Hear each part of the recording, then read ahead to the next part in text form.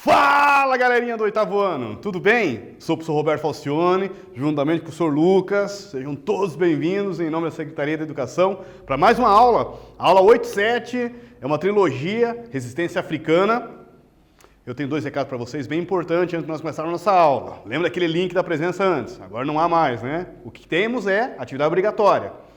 Vocês que assistem às nossas aulas pela televisão e pegam material impresso no colégio, parabéns, galerinha. Estão estudando. Mas quem pode, quem tem condições, quem tem acesso tecnológico, um convite, venha conhecer o Aula Paraná junto com a gente. Vamos chamar uma ferramenta pedagógica virtual super bacana. Vou apresentar para vocês os objetivos da nossa aula. Sem mais delongas, dobrem as suas mangas, aperte o cinto, embarque nessa, vamos juntos.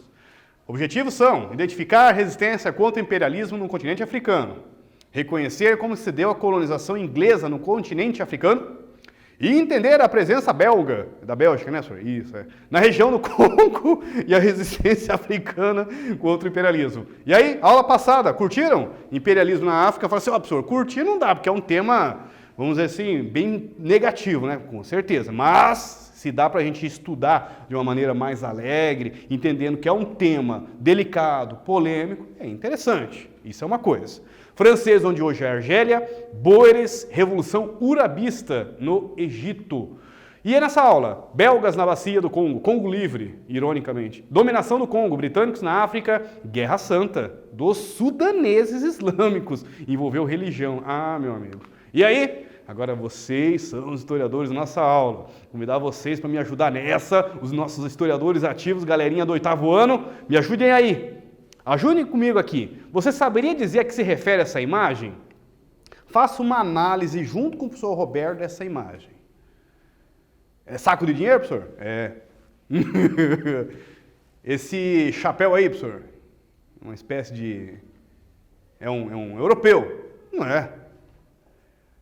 Tipo de farda meio que lembra alguma coisa egípcia, alguma coisa africana, a espada ali na cintura, né, embainhada, boa.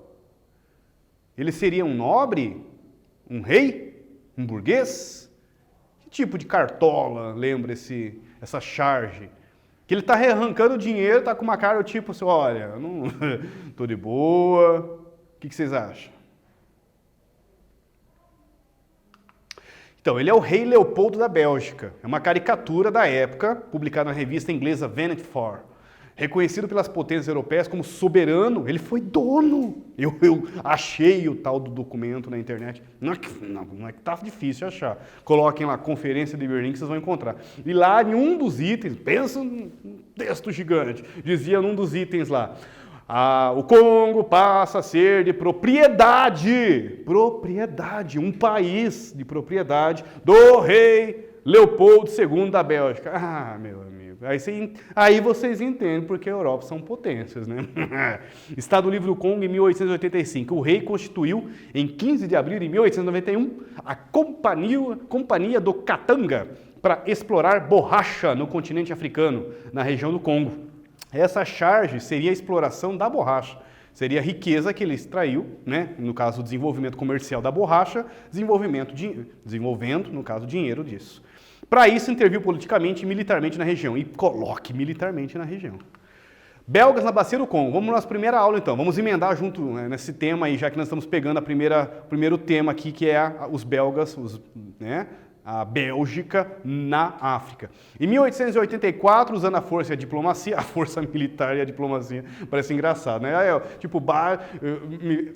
Também é imperialismo. Vocês vão estudar nas próximas aulas, mas é o chamado Big Stick, né? É o grande porrete. Fale macio e ganhe o porrete. É imperialismo americano, é um outro contexto, é os Estados Unidos, né, apresentando o imperialismo na região, mas é mais ou menos isso. Diplomacia, fala com força militar, é para acabar. O rei Leopoldo II da Bélgica transformou o Congo em uma propriedade particular dele. Olha que beleza.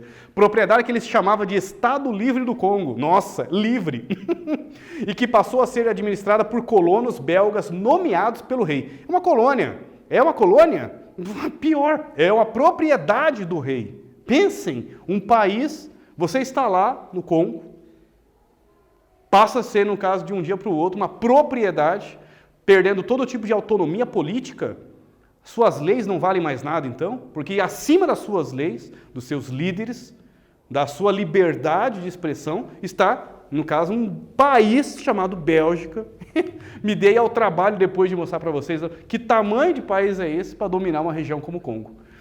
Mais uma caricatura da época. O território congolês era dezena de vezes maior que a Bélgica e riquíssimo em borracha e marfim. Galerinha sabe o que é marfim? É aquela do elefante. Encontrei em outros livros, né, e na internet também, teclas do piano produzidas através desse marfim, onde era, no caso, os caçadores matavam elefantes, caçadores britânicos, congoleses, belgas, matavam esses elefantes para exploração e comércio do marfim, né, daquele dente do elefante, né, uma espécie de um dente, né, do marfim, para produzir vários tipos de artefatos, inclusive teclas de pianos europeus caríssimos. Leopoldo II extraiu do Congo uma fortuna incalculável. Olha que interessante, ele está como se fosse uma cobra nessa caricatura aqui, nessa ilustração de 1906. É da revista Punch, retrata Leopoldo II como uma serpente de borracha. Não é por acaso a borracha. O Congo tinha uma produção de borracha gigantesca, né, com seringueiras. E aí, na cabeça da serpente, o rei belga, né, Leopoldo II. A dominação do Congo foi dividida em unidades chefiadas por civis e militares, tinham o dever de obter o máximo possível de marfim. Quando se fala obter marfim, significa matança de elefantes, tá? Deixar claro isso. Nós estamos falando em mortes de elefantes para se explorar marfim. E borracha em troca de punhado de sal e tecido. Como assim troca? Era obrigado, pegavam os congoleses, obrigavam eles a trabalharem em troca de sal e tecido. Eram incentivados a conseguir o máximo de borracha e marfim por meio de prêmios. Cada administrador era governante máximo em sua unidade. Mulheres, crianças e idosos eram acorrentados, mantidos como refém, enquanto os homens iam à floresta coletar borracha e marfim. Se eles não trouxessem a quantidade estipulada, eram mortos ou tinham seus dedos, mãos e pés decepados. Essas mutilações, essa violência, foi inclusive denunciada por muitos missionários que visitavam a África e encontravam africanos decepados. Como vocês estão vendo nessa imagem. E eu encontrei outras imagens mais agressivas, mais violentas, mais pesadas, que achei melhor não trazer para vocês, devido ao tamanho da agressão. Em 1903, o missionário batista Scrivener divulgou os horrores que havia presenciado no Congo. Diante disso, sob pressão da opinião pública, o rei Leopoldo II perdeu seu direito ao Congo. Que bom, né? Um mínimo, né?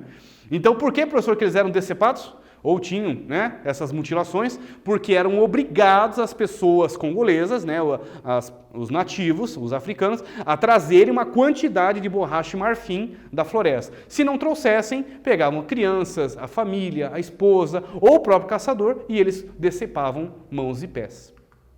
A dominação do Congo converteu-se num dos episódios mais cruéis da história. Cerca de 10 milhões de africanos foram mortos. Que absurdo.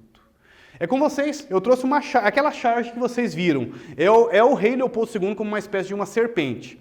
Então a atividade que vocês precisam fazer com o professor Roberto é o seguinte. Apesar do nome, Estado Livre do Congo, esse era o nome da propriedade do rei belga, do país. A charge ao lado da outra ideia da situação que o Congo viveu nesse seu governo. Explica essa contradição. Se o nome é Estado do Congo Livre, né, Estado, como é que era o nome? Estado Livre do Congo, por que as condições e a prática não remetem muito bem a isso? Daqui a pouquinho nós voltamos e corrigimos juntos essa.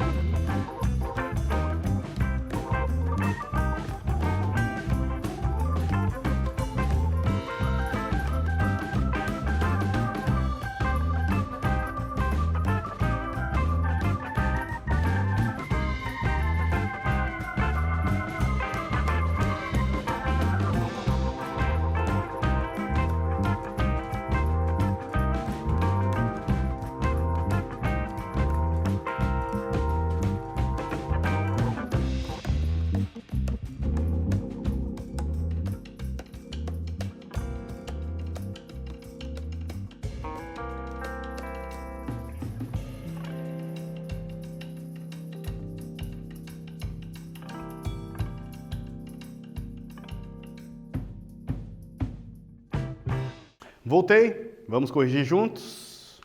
Bom, então a ideia é o seguinte, a pergunta, a atividade é, que contradição tem numa caricatura mostrando todo um momento, inclusive, do domínio belga no Congo, e como que, no caso, o Congo acaba se tornando o Estado livre do Congo. A contradição era vocês discutirem como que pode uma colônia, um país chamado Congo, se tornar uma propriedade, ironicamente, né, ironicamente uma propriedade, e ainda por cima, ironicamente, ser chamado de Estado livre do Congo.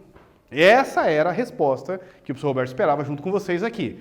Então o rei Leopoldo II transforma Congo numa propriedade particular e ele chama, ironicamente, isso de Estado Livre do Congo. E como que pode um país ser propriedade de um rei de um outro estado? É impressionante isso. O Congo sofre de muita violência e imposição cultural, política e economicamente por parte da Bélgica. Vamos para o nosso próximo tempo, agora são os britânicos. Os britânicos, como vocês viram na aula passada, até quando fizemos aquela brincadeira do colono Sutter Rhodes, né, do Cecil Rhodes, eles tiveram uma participação ali mais pontuada na África do Sul, né, nas extremidades, e no Egito. O Egito se aproveitaram de um momento que eles estavam endividados pela construção do canal de Suez. Daqui a pouquinho eu vou mostrar para vocês umas imagens sobre essa construção. E por causa dessa dívida do Egito, por causa da construção, o Egito se tornou, junto com o Sudão, uma espécie de um protetorado, uma daquelas estratégias de domínio das potências europeias, né, que tinha distrito, e era o protetorado. Então, o que é o Canal de Suez? Essa aqui está uma imagem, o Canal de Suez ligava o Mar Mediterrâneo com o Mar Vermelho. O que ele era de tão importante aí? Isso aqui é uma gravura de 1869. Isso aqui é uma imagem de satélite, né? A pessoa foi lá no mapa e tal, trouxe para vocês. Aqui é o Egito, né, na parte alta, o norte da África, e aqui está o Mar Vermelho. Para se chegar do Mar Mediterrâneo, na parte alta, a parte norte da imagem, né, para se chegar até o Mar Vermelho, eles construíram um canal. A galera do estúdio aqui dando foco junto comigo aqui no slide. Essa construção aqui é um canal artificial, para que se passassem navios por ela. E por quê, professor? Porque se chegassem do Mar Mediterrâneo navios atravessando isso, chegando no Mar Vermelho, eles encurtariam aproximadamente 7.000 quilômetros de distância da Europa, passando por esse canal, para se chegar no Oriente, principalmente nas regiões das Índias, da onde eram produzidos os comércios das especiarias, ainda as famosas riquezas de especiarias. Mas comércio, produtos em geral, tanto venda como produtos também que eram extraídos de lá. Então essa é a sacada do Canal de Suez. Para se construir esse canal, o Egito se endividou. É essa dívida dessa construção que o Reino Unido, que a Inglaterra, se aproveitou. Agora, eu trago para vocês aqui um GIF. Ele começa com 1492, a Inglaterra. Olha o poder imperial da Inglaterra em 1492. Aqui já está em 1660. Ó, já tem presença britânica em 1754 na África. As 13 colônias, tudo bem, né? Opa, Austrália, Índia, África do Sul, isso em 1822, região aqui do Canadá, olha a região do Canadá, Austrália praticamente toda colonizada pelos britânicos. Olha aqui, o Egito já está dominado junto com o Sudão em 1914, a Índia completamente dominada também pelo Império Britânico. E nós temos aqui também na África do Sul, na América do Sul, viu?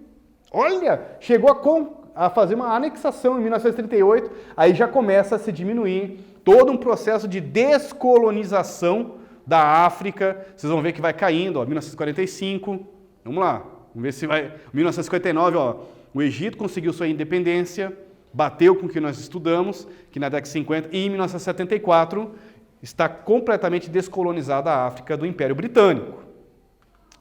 Guerra Santa dos Sudaneses. Vamos para o nosso próximo tema agora. Então, já mistura religião, né? Uma questão de Guerra Santa se entende como uma luta armada. A palavra Guerra Santa é uma luta armada. É na região do Sudão.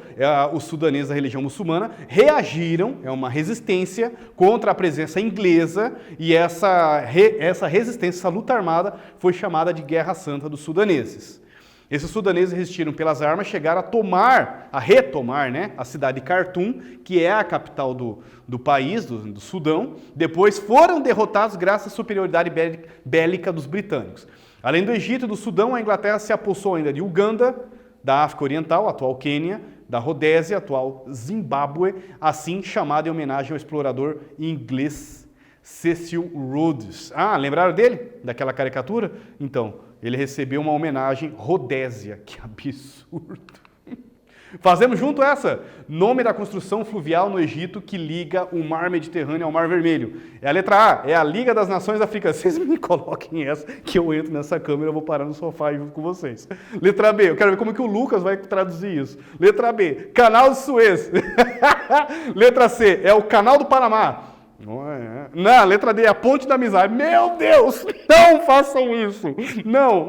Letra A, B, C ou D, galerinha? Do 8º ano. Qual? Muito bem, acertaram. Ufa! Achei que vocês iam colocar. Claro que não. Canal de Suez.